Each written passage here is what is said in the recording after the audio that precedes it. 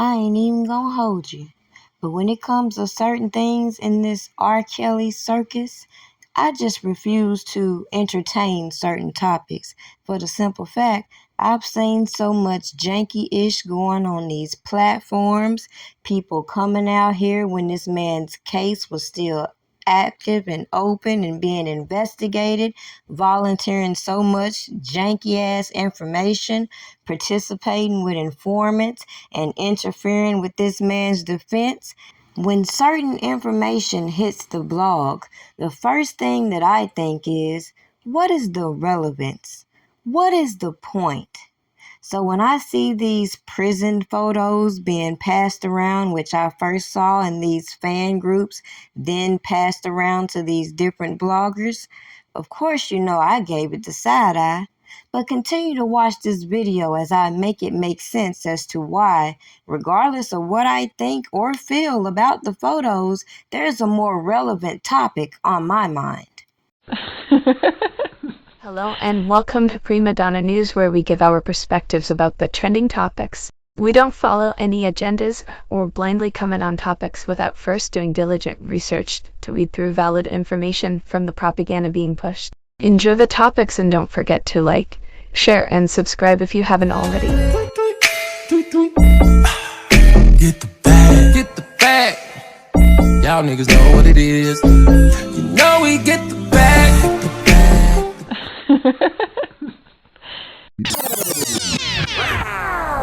ACT, did you see this? Look, if it ain't official Dana J, Primadonna News, I don't even want to see it. Just take the time. You don't find it strange that, as I said long time ago, I felt like certain individuals were being used to keep spinning these same narratives while everybody wanted to take credit for writing these stories and breaking these exclusives, when the information they're breaking is yet again refurbished information that a specific critic kept spinning over and over, involving these extortionists later used to be witnesses given immunity to testify against R. Kelly in building the most janky case that I've seen in history. But yet, all of these people who came to the internet, who wanted to give these exclusives, who wanted to give these story times, who wanted to mix and mingle with who they claim to be R. Kelly's inner circle, who later exposed so many holes within these stories, including their involvement. And those who never understood my position and how I did my research that led me down the trail of lies that these people were coming on these platforms spreading.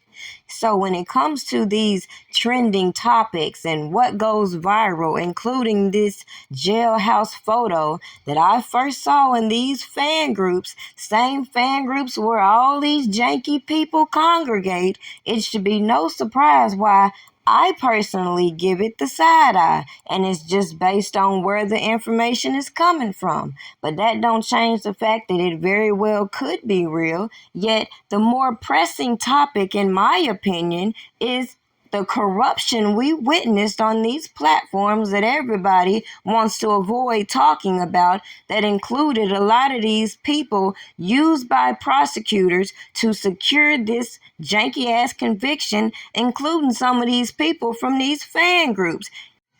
Ask yourself the quick question: where are all of these people who were so anxious to get on these platforms, releasing blurry ass photos, all these emails from the jail, all of these recordings they were doing? Nonetheless, I can give you a few examples, and you can go and do your own research, and maybe you can come to your own conclusion on what you believe. One thing's for sure and two things for certain. I'll leave you with this. Researching all of the information surrounding this specific case has taught me one thing, the same reason why I started my documentation. I don't trust a motherfucking thing. If I don't see it live in effect, I'ma give it the side eye. You can't believe everything you see. You damn sure can't believe everything you hear. So with that being said, let's get back to the more pertinent topic, which is a pardon for R. Kelly, since all these people who were so willing to give these exclusives and story times ain't really active in pushing that.